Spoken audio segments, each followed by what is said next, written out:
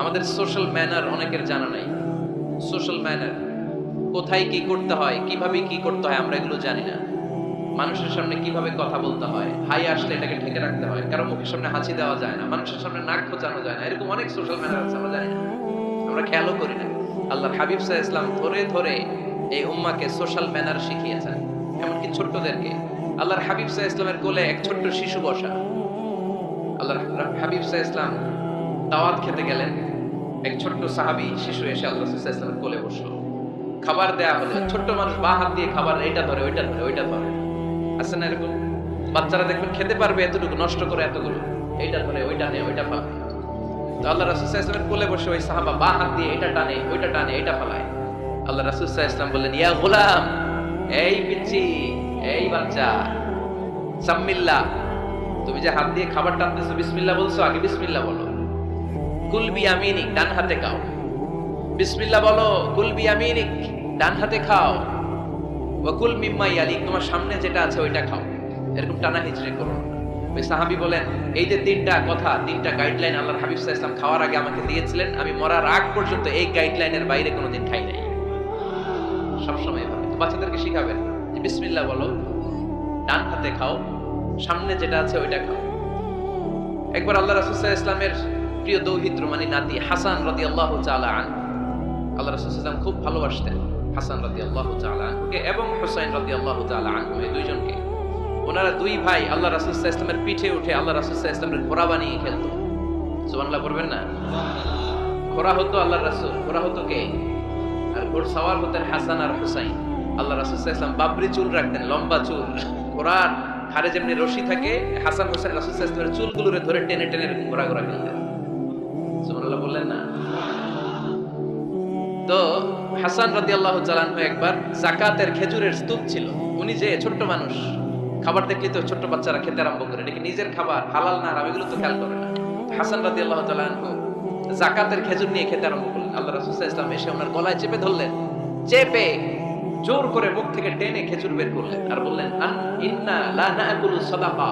হাসান, তুমি জানো না আমরা হাশিমি খানদানের লোক, আমরা আলে মুহাম্মদ, আমার বংশের কেউ কোনোদিন তার গলা দিয়ে যাকাতের কোনো সম্পদ ঢোকাতে পারবে না। খবরদার হাসান, খবরদার নাতি, ফেলে দাও। হাদিসে এসেছে ইখ ইখ, মানে আমরা যেটা ওয়াক ওয়াক বলি, গলার ভিতরে গেলে ওয়াক ওয়াক বলে থুতু ফেলি, রাসূল সাল্লাল্লাহু আলাইহি ওয়াসাল্লাম কিখ কিখ বলে গলায় চেপে মুখ থেকে টেনে সেই খেজুরটা বের করেছে। বলেছেন, হাসান আমরা যাকাতের সাদাকার খেজুর খাই না, খবরদার হাসান কখনো যাকাতের খেজুর খাবে না। সুবহানাল্লাহ। তো এইভাবে আল্লাহ রাসূল সাল্লাল্লাহু আলাইহি ওয়াসাল্লাম আমাদেরকে শিখিয়েছেন, অন্যায় দেখলে, ভুল দেখলে এটা বলতে হবে, কারণ সাকিতু আনিল হাক্কি শাইতানুন আখরাস, অন্যায় দেখে যে চুপ থাকে ওটা মুমিন নয়, ওটা বোবা শয়তান। চিল্লায় বলেন ঠিক কি না? অন্যায় দেখলে রুখে দাঁড়ান, গর্জে উঠুন। আপনার আপন বোনের বয়সের একটা মেয়েকে কিছু বখাটে ছেলেরা টিস করতেছে, আপনি দেখে চলে যান কেন? দাঁড়ান, আপনি জিজ্ঞেস করুন কি হয়েছে, মেয়েটাকে তোমরা ডিস্টার্ব করো কেন? আপনি দাঁড়ালে আরো কয়েকজন এসে দাঁড়াবে, ঠিক কি না? কিন্তু একজনকে তো দাঁড়াইতে হবে, দাঁড়ানোর দরকার আছে না নাই? মনে রাখবেন, আধারে ভয় পেও না, আলো আছে আড়ালে, অন্ধকার পালিয়ে যাবে, তুমি উঠে দাঁড়াবে। দাঁড়াতে হবে, অন্যায় রুখে দেন, অসঙ্গতি রুখে দেন, প্রতিবাদ করেন। সামাজিক যত ধরনের অন্যায় আছে, যৌতুক, সুদ, ঘুষ, দুর্নীতি, রুখে দেন। আমরা এগুলোর বিরুদ্ধে। আমরা দুর্নীতির পক্ষে না বিপক্ষে? সুদের পক্ষে না বিপক্ষে? যৌতুকের পক্ষে না বিপক্ষে? এগুলোর বিরুদ্ধে সামাজিক আন্দোলন গড়ে তুলুন, কথা বলেন। Raise your voice, raise your voice heart, কণ্ঠকে উঁচু করুন, প্রতিবাদ করুন, রুখে দাঁড়ান। আপনি দাঁড়ালে সোজা থাকবে বাংলাদেশ, আপনি বসে গেলে পথ হারাবে বাংলাদেশ। এজন্য সামাজিক অন্যায়কে রুখে দিতে হবে। আল্লাহর হাবিব সাল্লাল্লাহু আলাইহি ওয়াসাল্লাম যত জায়গায় সামাজিক অসঙ্গতি দেখেছেন ধরে ধরে ঠিক করেছেন, কারো ভুল নাম দেখলে তিনি চেঞ্জ করে দিতেন। মক্কা থেকে মদিনায় যখন আল্লাহ রাসূল সাল্লাল্লাহু আলাইহি ওয়াসাল্লাম গেলেন, মদিনার আগের নাম ছিল ইয়াসরিব। মদিনার আগের নাম কি ছিল? ইয়াসরিব। ইয়াসরিব শব্দের অর্থ to take revenge from someone, প্রতিশোধ নেয়া। আল্লাহর হাবিব সাল্লাল্লাহু আলাইহি ওয়াসাল্লাম বলেন, আমি রাহমাতুল লিল আলামিন, আমি দয়ার নবী, মায়ার নবী, আর আমি যেই শহরে আসবো এই শহরের নাম প্রতিশোধের শহর। নেভার, কখনো হতে পারে না। আজকে থেকে এই শহরের নাম তওবা কিংবা তাইবা, মানে পবিত্র নগরী, মদিনাতুন নবী, নবীর শহর। আল্লাহ রাসূল সাল্লাল্লাহু আলাইহি ওয়াসাল্লাম ইয়াসরিব থেকে ওই শহরের নাম ওই দিনই মদিনা শহর বানায় দিলেন। এক সাহাবীকে জিজ্ঞেস করলেন, মাসমুক, নাম কি? বলে আমার নাম হচ্ছে হাসান। হাসান মানে দুশ্চিন্তা, অ্যাংজাইটি, মানে যে সবসময় টেনশন করে। আল্লাহ রাসূল সাল্লাল্লাহু আলাইহি ওয়াসাল্লাম বলেন যে একটা নাম হলো মিয়া, টেনশন কি কারো নাম হয়? রাসূল সাল্লাল্লাহু আলাইহি ওয়াসাল্লাম বলেন শোনো, তোমাকে একটা পরামর্শ দিই, টেনশন নাম বাদ দাও, তুমি হাসান নাম কেটে সাহাল নাম রাখো, সাহাল। এখন হাসান বলে আমি ছোট্টবেলা থেকে সবাই আমারে চেনে হাসান নামে, এখন আমার নাম যে সাহাল এটা আবার ঘোষণা দিতে হবে, দরকার নেই, আমার হাসান আছে এটাই ভালো, টেনশন সমস্যা নাই। ও এবার বাড়িতে চলে যাওয়ার পরে আল্লাহ সব টেনশন ওর মাথার উপরে চাপাইছে। ওর এই বিপদ, ওর ব্যবসায় মন্দা, ওর পেটে ব্যথা, ওর জ্বর, ওর অসুস্থতা, ওর ঘরে শান্তি নাই, একটার পর একটা টেনশন আরো বেড়ে গেছে।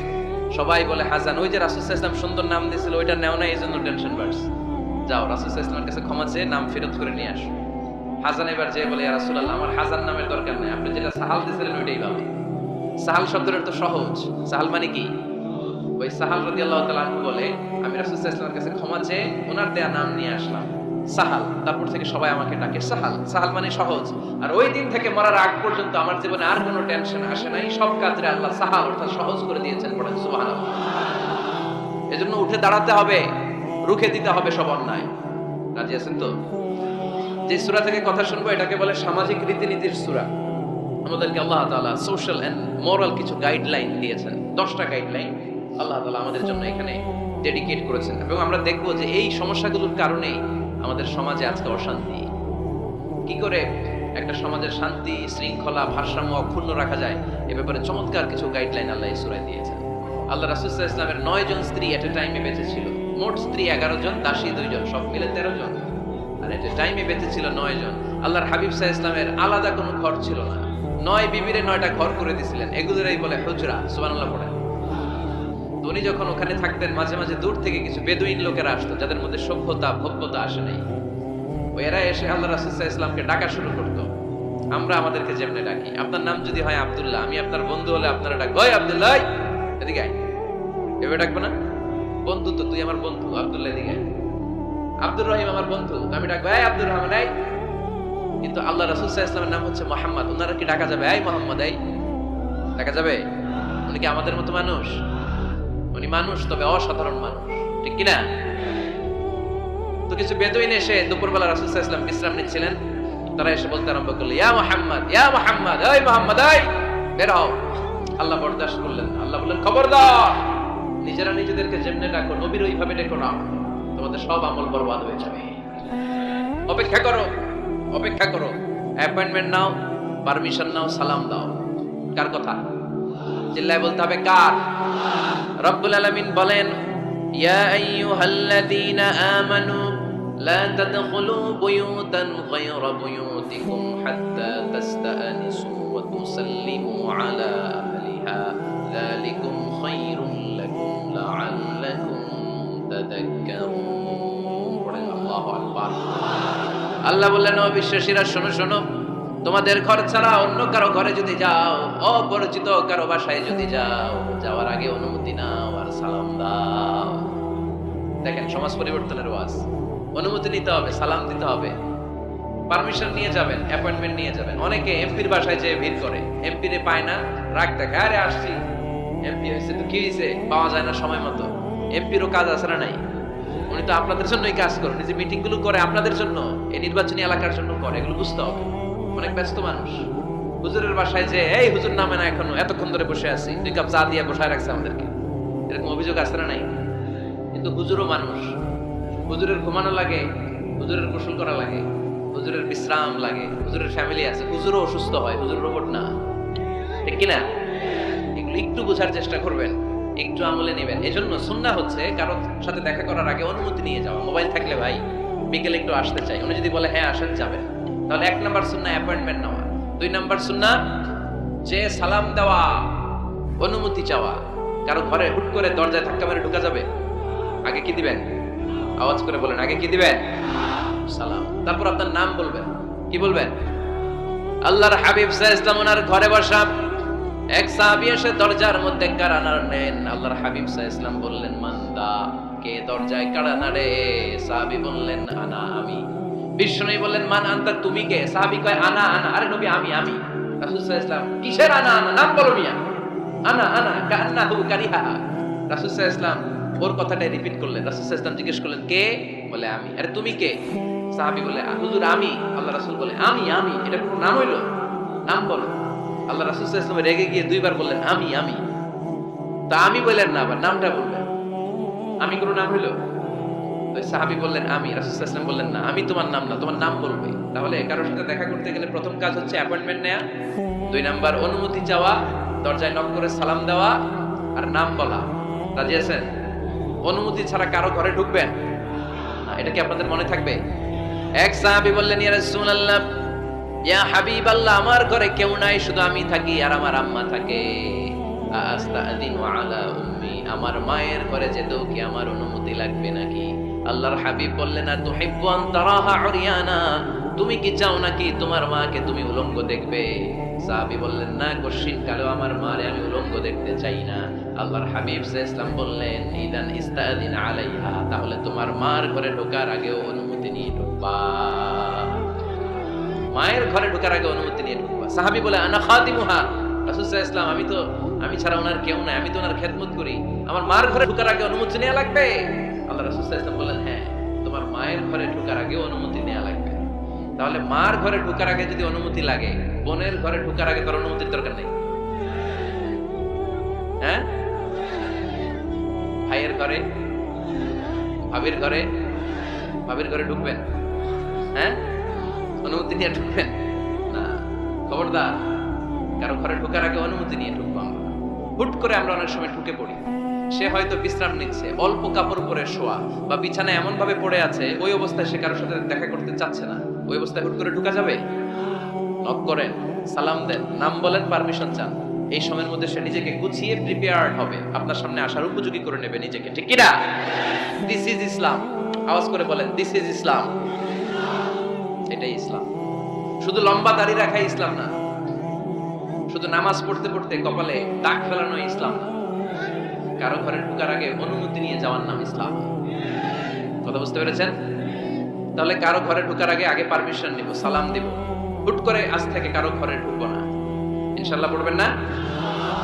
রব্বুল আলামিন এই সূরাটা শুরু করলেন ঈমানদারদেরকে ডেকে।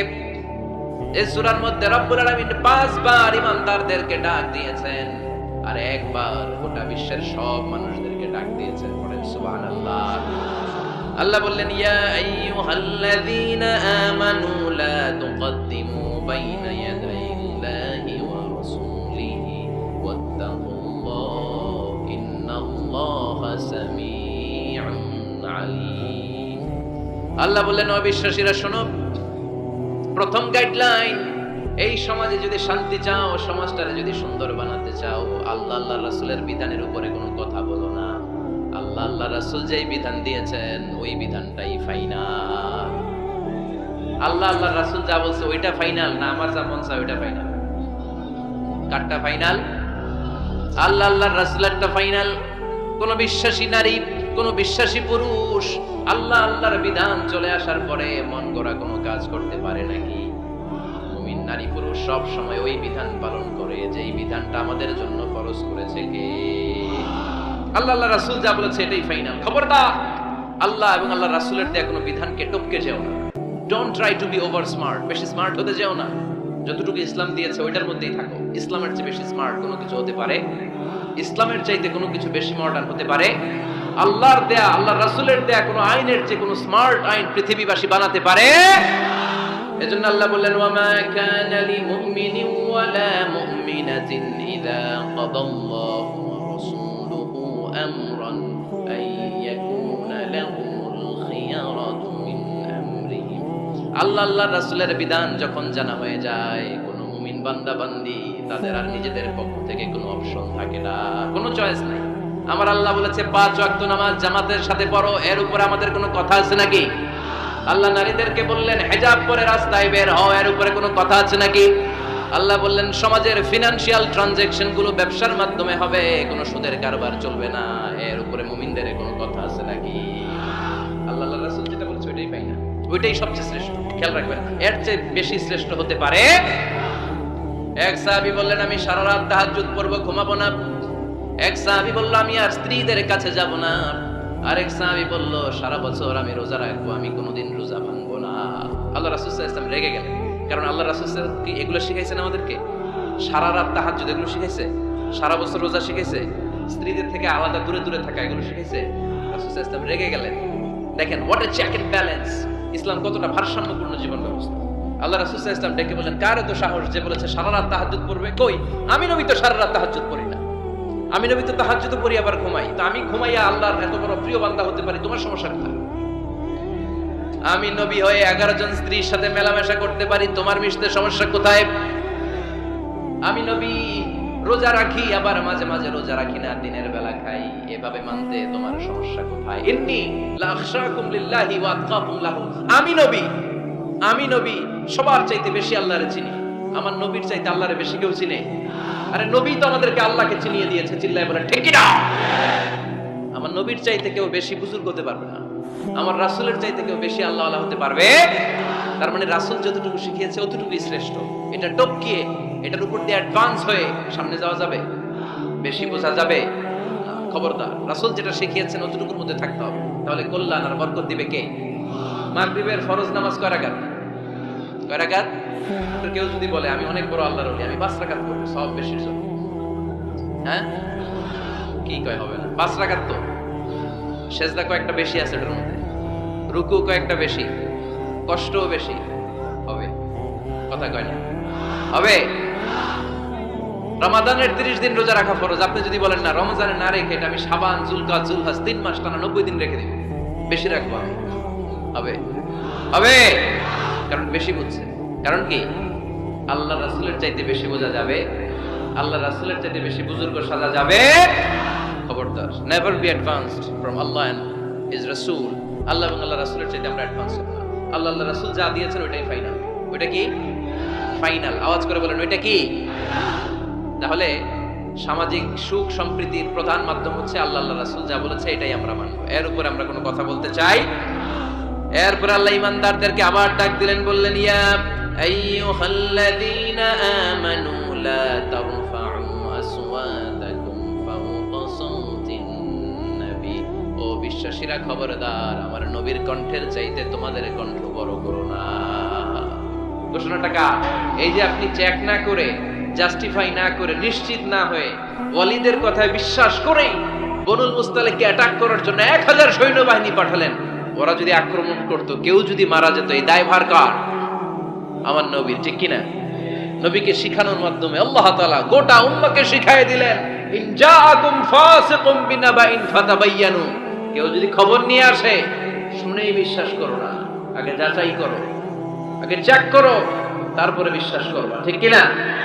তাহলে এখন থেকে একটা কিছু শুনলে বিশ্বাস করবেন। 4 নম্বরে আল্লাহ বললেন লা ইয়াসখার কওমুন মিন কওম, কেউ কাউরে ঠাট্টা করব না আমরা, অবজ্ঞার সুরে কোনোদিন কাউরে কোনো কথা বলবো না। রাজি আছেন? সবাই রাজি? এরপরে 5 নম্বরে আল্লাহ বললেন ওয়ালা তালমিজু আনফুসাকুম, খবরদার তোমরা অন্যের দোষ খুঁজো না, দোষ খুঁজবা নিজেদের। কিন্তু সমাজে আমরা অন্যের দোষ খুঁজি কি খুঁজি না? 5 নাম্বার ওয়ালা তালমিজু আনফুসাকুম, নেভার ডিসফেম ইচ আদার, একে অপরের দোষ খুঁজো না। আমাদের সমাজে কিছু লোক আছে নিজের দোষ দেখে না, খালি অন্যের দোষ দেখে, আছে না নাই? চায়ের দোকানে বসে বসে দেখবেন বলবে এই বাড়িতে এই সমস্যা, ওই বাড়িতে ওই সমস্যা, ওই বাড়িতে মারামারি, ওই বাড়িতে কাটাকাটি, তোর বাড়িতে কি সমস্যা ওইটা বল, তোমার বাড়িতে কি সমস্যা ওইটা বলো মিয়া, আছে না এরকম? এই হুজুর ভালো না, এই সমস্যা, ওই হুজুরও ভালো না, এই হুজুরও খারাপ, এই হুজুরের এই সমস্যা, তুমি হুজুরের কি সমস্যা, তুমি হুজুরের কি সমস্যা আগে জাতির কাছে ওইটা বলো, আগে নিজে ভালো হও, নিজে ভালো তো জগৎ ভালো। খবরদার অন্যের দোষ খুঁজবেন না, এটা খুব বাজে একটা স্বভাব, খালি অন্যের দোষ খুঁজে। যে নিজে নিজের দোষ খুঁজতে পারে, যে নিজে নিজের সমালোচনা করতে পারে, সে সবচেয়ে বুদ্ধিমান। কারণ অন্যে কি করছে এই ব্যাপারে আপনারা ধরবে আল্লাহ? কথা বলেন না কেন? আল্লাহ আপনাকে ধরবে, আপনার কি সমস্যা, আপনি কি করলেন, শুধু ওই ব্যাপারেই আপনি জিজ্ঞাসিত হবেন। এজন্য আল্লাহ বললেন তাদের উপর আমার লানত, তাদের উপর ধ্বংস, যারা প্রকাশ্যে অপ্রকাশ্যে অন্যদের দোষ খুঁজে বেড়ায়, দোষ বলে বেড়ায়, এরকম আছে না নাই? আল্লাহ লানত দিয়ে বললেন ওয়াইলুল লিকুল্লি হুমাযাতিল লুমাযা, গোপনেও দোষ খোঁজে, প্রকাশ্যেও দোষ বলে, তাদের উপর আল্লাহ লানত। হুমাসাতিল লুমাসা, এই লুমাসা শব্দ থেকে আল্লাহ এনেছেন ওয়ালা তালমিজু আনফুসাকুম, একে অপরের দোষ খোঁজো না, নিজের দোষ খোঁজো, সেই সবচেয়ে বুদ্ধিমান। তাহলে আমরা আত্মসমালোচনা করব। কি করব? খেয়াল রাখবেন, সবচেয়ে খারাপ হচ্ছে সমালোচনা। সবচেয়ে খারাপ কি? তারপর কিছুটা ভালো যেটা, সেটা হচ্ছে আলোচনা। সেটা কি? আলোচনা। সবচেয়ে ভালো হচ্ছে আত্মসমালোচনা। সবচেয়ে ভালো কি? তাহলে তিনটা বললাম। এক হচ্ছে সমালোচনা, আমরা করব না, আমরা করব আলোচনা, আর সবচেয়ে বেশি করব আত্মসমালোচনা, সেলফ ক্রিটিসিজম। রাতে ঘুমানোর আগে একটু ভাববেন কি কি ভুল করলাম, কাকে কাকে কষ্ট দিলাম, কি কি অন্যায় আজকে আমার দ্বারা হলো, কালকের দিনটা যেন আমার আজকের দিনের চেয়ে ভালো হয়। নিজের সাথে নিজের এরকম বোঝাপড়ার দরকার আছে না নাই? আমরা যেন আত্মসমালোচনা করি ফরিদপুরের ভাইয়েরা, অন্যের দোষ যেন না খুঁজি।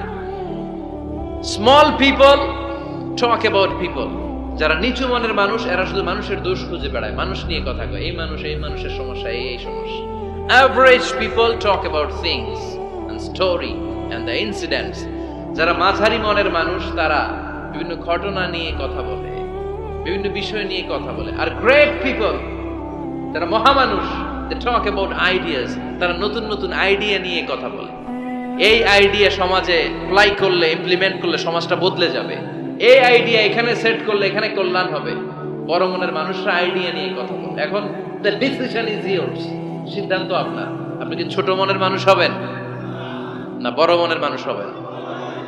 অন্যরে নিয়ে আমার কোনো টেনশনের দরকার নেই। আমি জান্নাতি না জাহান্নামী, এই টেনশনে তো ঘুম আসে না আমার। আমার কি অবস্থা হবে আমি জানি না। আমি আরেকজনের দোষ খুঁজি, আমি আরেকজনের বদনাম বলি, আমি আরেকজনের পিছু লেগে থাকি। খবরদার, বিশ্বাসী বলে যারা দাবি করে তারা কখনো অন্যের পিছু লাগতে পারে। খেয়াল রাখবেন, কেউ যদি পিছু লেগে থাকে ও আজীবন পিছেই থাকবে। পিছু লাগা মানে কি? ও সামনে না আমি সামনে? কথা বোঝে নাই বোধহয়। কেউ যদি আমার পিছু লাগে, ও সামনে না আমি সামনে? আমি সামনেই থাকবো, ও পিছনেই থাকবে। কথা বুঝতে পেরেছেন? খবরদার, পিছু লাগবো না কারো, কারণ কারো পিছু লাগলে আমি পিছনে পড়ে যাবো। কারো দোষ খুঁজবো না, নিজের দোষ খুঁজবো। আমার কি সমস্যা, আমার কি ইমপ্রুভ করা দরকার, আমার কি ডেভেলপ করা দরকার, আমি নিজেকে কিভাবে সাজাতে পারি, এই নিয়ে থাকবে আমার টেনশন। আল্লাহর দেয়া আমাদের জন্য সবচেয়ে বড় উপহার হচ্ছে সময়। আল্লাহ আপনারা এত কিছু দিয়েছে, এর মধ্যে সবচেয়ে দামি কোন জিনিসটা দিয়েছে জানেন? সময়। কি দিয়েছেন? আমাদের জীবনের এই সবচেয়ে দামি জিনিসটা, এই সময়টা আমরা অন্যের পিছনে লাগাই ফেলি। অন্যের দোষ খুঁজতে খুঁজতে অন্যের এই সময়টা দিয়ে দিই, নিজের সময় নিজের কাজে লাগাতে পারি না, তাই না? এজন্য আমরা যেন অন্যের দোষ না খুঁজি, নিজের দোষ খুঁজি। ওয়ালা তালমিজু আনফুসাকুম, একে অপরের দোষ খুঁজো না। আদেশটা কার? আওয়াজ করে বলতে হবে, আদেশটা কার? এরপরে রব্বুল আলামিন বললেন ওয়ালা তানাবাজু বিল আলকাব, খবরদার খবরদার, কাউরে মন্দ নামে ডেকো না। প্রত্যেককে যে নামে ডাকলে সে খুশি হয় তাকে ওই নামে ডাকো। কোনো মন্দ নামে কখনো কাউরে ডাকা যাবে না। মন্দ নামে ডাকা যাবে? সম্মানিত ভাইরা, কাউরে মন্দ নামে ডাকবেন? তার যেই নাম ওই নামে ডাকবেন। যে নামে সে নিজেকে ডাকলে পছন্দ করে তাকে ওই নামে ডাকবেন। মন্দ নামে কাউরে ডাকা যাবে না। এটা কবিরা গুনাহ। এটা কি গুনাহ? কবিরা গুনাহ। কারণ প্রত্যেকের নামটা প্রত্যেকের কাছে খুব প্রিয়, খুব আপন, খুব যত্নের, তাই না? ভাই আপনার নাম কি? উজ্জ্বল হোসেন। উজ্জ্বল নামে আরো মানুষ এই গ্রামে আছে না নাই? তো আপনার কাছে মনে হতে পারে উজ্জ্বল নামটা তো খুব স্বাভাবিক একটা নাম। উজ্জ্বল, কত উজ্জ্বল আছে এলাকায়। আপনার কাছে এরকমই লাগে, কত উজ্জ্বল, কিন্তু ওনার কাছে উজ্জ্বল নামটা এরকম না। ওনার কাছে উজ্জ্বল নামটা স্পেশাল। উজ্জ্বল নামটা কি? স্পেশাল। কারণ এই নামে তাকে সবাই ডাকে। এই নামটা তার কাছে খুব আদরের, খুব যত্নের। হুজুর আপনার নাম কি? সুলাইমান ফারুকী। আপনার কাছে মনে হতে পারে আরে কত সুলাইমান তো জীবনে দেখছি। কত সুলাইমান আছে বাংলাদেশে? 10,000 সুলাইমান আছে না নাই? আছে। তো আপনার কাছে এরকম মনে হয়, কিন্তু ভাইজানের কাছে কি এরকম মনে হয়? ভাইজানের কাছে সুলাইমানটা খুব দরদের, খুব প্রিয়, খুব আদরের। কারণ এই নামে ভাইজানকে সবাই চিনে, ঠিক কিনা? আমার নাম মিজান। আপনার কাছে মনে হতে পারে আরে এই নামের কত লোক আছে বাংলাদেশ, আছে না? তা আমার কাছে এই নামটা খুব দরদের। কারণ আমার এই মিজান বললে আমি বলি কি, আরেকজনের ডাকলে আমি তাকাই। ঠিক কিনা? ভাবছি আমারে ডাকছে, কারণ এই নামটার প্রতি আমার একটা দুর্বলতা কাজ করে, এটা আমার পরিচয় বহন করে প্রত্যেকের কাছে। প্রত্যেকের নামটা এমন, এজন্য কারো নাম যখন নিবেন সুন্দরভাবে নিবেন। প্রত্যেকে প্রত্যেকের নামকে পছন্দ করে। তার প্রমাণ, কেউ কাগজ কলম পাইলেই দেখবেন নিজের নাম লেখে, সিগনেচার মারে, আছে না নাই? বিশেষ করে সাগরে ঘুরতে গেলে বালুর মধ্যে প্রত্যেকে প্রত্যেকের নাম লেখে, দেখবেন, দেখছেন? কক্সবাজারে ঘুরতে গেছেন কারা কারা দেখি? আচ্ছা, দেখবেন আমি অনেককে দেখেছি সাগর পাড়ে বালুর তীরে বালু পেলেই প্রত্যেকে নিজের নামটা লেখে, লেখে আবার লাভ চিহ্ন দেয়, এমনি বড় করে একটা কি দেয়, লাভ মানে কি? তার মানে আমার নামটারে আমি ভালোবাসি। প্রত্যেকে প্রত্যেকের নামটারে বড্ড ভালোবাসি। এজন্য কখনো এই রোহিঙ্গা, ফৈন্নিরপুর এগুলো বলবে না। যার যেই নাম, ওই নামটা সুন্দর করে ডাকবেন। আল্লাহ বললেন, ওয়ালা তানাবাযু বিল আলকাব, মন্দ নামে কখনো কাউকে ডেকো না, সুন্দর নামে ডাকো। নামের বিকৃতি কবিরা গুনাহ, আমরা আমাদের দেশে এটা করি। কত সুন্দর নাম বাবা মা রেখেছে, আবু বকর, ওরে ডাকে বকইরা, কি ডাকে? বাবা মা রেখেছে আব্দুল ওয়াক্কাস, ওরে ডাকে হ্যাঁ আক্কাইচা। এটা হইল? এগুলো করবেন? আল্লাহর নামের সাথে মিলায় কি সুন্দর নাম, আব্দুল কুদ্দুস, ওরে কি ডাকে? হ্যাঁ, আজকে থেকে আর ডাকবেন? ডাকবেন আর? তাহলে প্রত্যেককে আমরা প্রত্যেকের সুন্দর নামে ডাকতে রাজি আছি না নাই?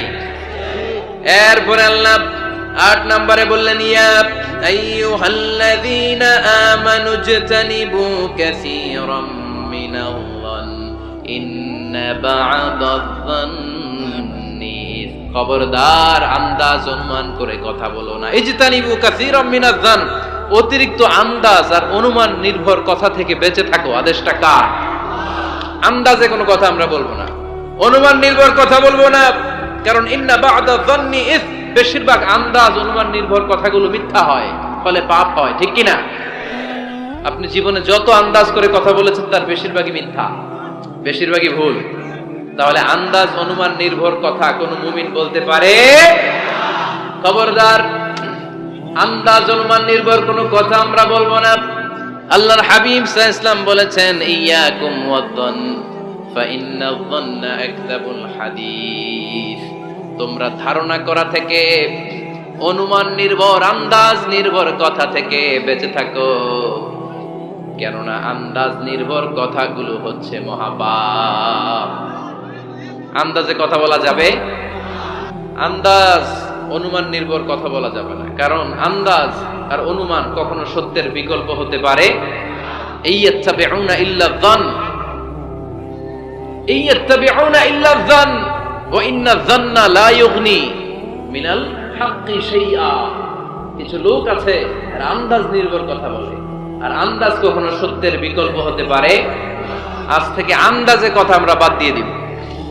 রাজি? একমত না দ্বিমত? আওয়াজ করে বলেন, একমত না দ্বিমত? খবরদার আন্দাজ করবেন না। যদি আন্দাজ করেন, ভালো আন্দাজ করবেন। আন্দাজ করলে কি আন্দাজ করবেন? ভালো আন্দাজ, come back positive, not go back negative. কোন নেগেটিভ আন্দাজ আমরা করতে চাই না। ভাবলে পজিটিভ ভাবনা, অনুমান করলে পজিটিভ। কিছু লোক আছে খালি নেগেটিভ। আল্লাহ তুমি আমাদেরকে পজিটিভ মাইন্ডেড হওয়ার তৌফিক দান করো, আমরা পড়ি আমিন। এই দেশে যে কি পরিমাণে আন্দাজে কথা চলে, চলে না? আপনি দেখলেন আপনার এক বন্ধু রিকশায় করে এক মেয়েকে নিয়ে ঘুরে বেড়াচ্ছে, এটা দেখেই এসে বলা শুরু করলেন, আমি তো দেখছি আমার বন্ধু প্রেম ভালোবাসা শুরু করছে, এক মেয়ের নিয়ে প্রেমে পড়ে গেছে, আমার বন্ধু তো প্রেমে হাবুডুবু খায়। কেমনে বুঝলি? কারণ আমি নিজ চোখে দেখেছি। মেয়ে নিয়ে রিকশায় ঘুরতেছে, বান্ধবীর নিয়ে, প্রেমিকারে নিয়ে রিকশায় ঘুরে। এমনও হতে পারে আপনার বন্ধুর পাশে রিকশায় যে মেয়েটা বসা ছিল সেটা তার আপন বোন, হতে পারে না? তার পাশে যে মেয়েটা বসা ছিল এটা তার আপন ভাগ্নি, হতে পারে তার আপন খালা, হতে পারে না? ওর কিছু হয় নাই, আপনার গুনার পাল্লাকে আপনি ভারী করেছেন, ঠিক কিনা? কারণ ঠোঁট কালো দেখলে আমরা আন্দাজে বলি লোকটা মনে হয় সিগারেট খায়, আছে না নাই? সিগারেট না খেয়েও ঠোঁট কালো হতে পারে কি পারে না? বিয়ের পরে যদি কেউ হুন্ডা কিনে, বিয়ের পরে যদি হুন্ডা কিনে, কিসের হুন্ডা? এই দেখছেন, আন্দাজে মেরে দিছে যৌতুক। তো ও যখন হুন্ডা পাইছে বা কিনছে, থেকে আনছে, কত টাকা খরচ করে কিনলো, কেমনে আনলো, কিস্তিতে আনলো না সরাসরি আনলো, মাথার গাম পায়ে ফেলে আনলো না বন্দুকটা চালাইছে, জানেন আপনি? এগুলো ধারণা করেন কেন? আন্দাজে ধারণা করেন কেন? আজকে থেকে আন্দাজের গোষ্ঠী কিলাই আমরা। আন্দাজে কথা বলা যাবে? খবরদার। ইজতানিবু কাসীরাম মিনাজ যান। ভাই, এগুলো করে আমরা আমাদের সমাজটারে জাহান্নামের টুকরা বানিয়ে দিয়েছি। আর কত? আর না, অনেক হয়েছে, এবার থামেন, থামেন, স্টপ, থিংক টুয়াইস। একটু ভাবেন কি বলছি আমি। প্রতিটা কথার জবাবদিহিতা সেদিন চাইবে কে? এজন্য 8 নম্বরে বললেন আন্দাজে কথা বলো না। 9 নম্বরে আল্লাহ বললেন ওয়ালা তাজাসসু, গোয়েন্দাগিরি করো না। গোয়েন্দাগিরি আছে না নাই? সামাজিক ভারসাম্য শৃঙ্খলার জন্য গভর্নমেন্টের যে গোয়েন্দা, ওইটা না, ওইটা ঠিক আছে। মদিনায় ছিল ওমরে ফারুকের গোয়েন্দা, আল্লাহ রাসূলের গোয়েন্দা। আমরা নিজেরা ব্যক্তিগত দায়িত্বে যে গোয়েন্দাগিরিটা করি, কারো জানলার ফাঁকা খোলা থাকলে চোখ দিয়ে যে উকিটা মারি, ওইটা নিষেধ। ওয়ালা তাজাসসু, গোয়েন্দাগিরি করো না। কিছু লোক আছে দেখবেন, এরা ফিসফিস করে কি যেন বলতেছে, উনি কান পেতে আছে, এইভাবে আছে না নাই? তো এরা কি বলে, এটা নিয়ে আপনার তো ইন্টারেস্ট কেন? ছিদ্র থাকলে অনেকে ওই দিক দিয়ে চোখ দেয়, আছে না নাই? টিনের ঘরের ছিদ্র, ওদিক দিয়ে চোখ দিতেছে। বিষ্ণু বলছেন, কোন ছিদ্র দিয়ে যদি কেউ চোখ দেয়, গুতামের ওর চোখটা না করে দাও। বাংলাদেশে যদি দেন, এই দেশে বিচার হইতে পারে যে কেন চোখ না করলেন। কিন্তু মদিনার সমাজে কেউ অন্যায় ভাবে কারো ঘরের ছিদ্র দিয়ে চোখ দেওয়ার কারণে যে চোখ গুতা মেরে চোখ নষ্ট করে দেওয়া হয়, তার জন্য কোনো বিচার নাই। তুমি অপরাধী, তুমি এত ছিদ্রান্বেষী কেন? জানলা খোলা থাকলে উকি মারে, মানুষের গোপন চিঠি করে, আসে না নাই? কারো চিঠি যদি পান, খুলে দেখবেন কখনো? কারো মোবাইল পেয়ে গেছেন, ওরে পাইছি বড় ভাইয়ের মোবাইল, দেখি তো গ্যালারিতে কার কার ছবি, আছে না নাই?